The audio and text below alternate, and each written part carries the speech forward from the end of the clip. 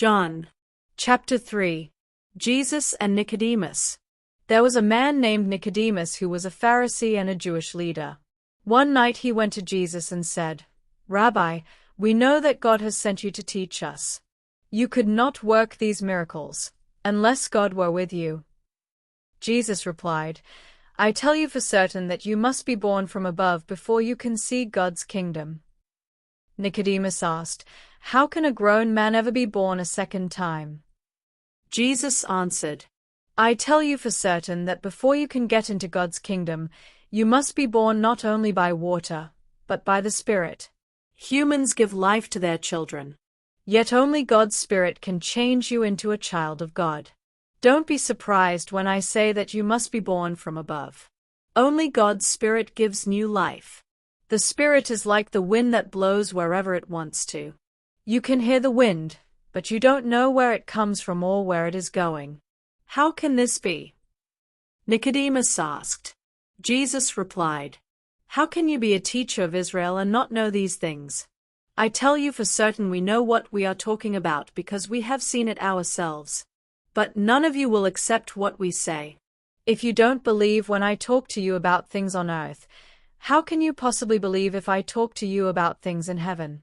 No one has gone up to heaven except the Son of Man, who came down from there.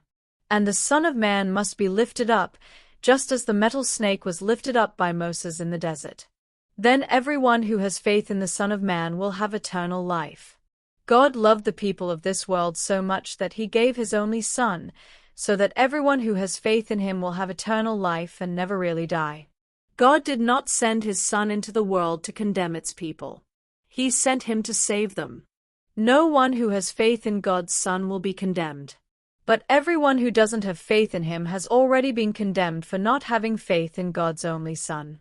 The light has come into the world, and people who do evil things are judged guilty because they love the dark more than the light.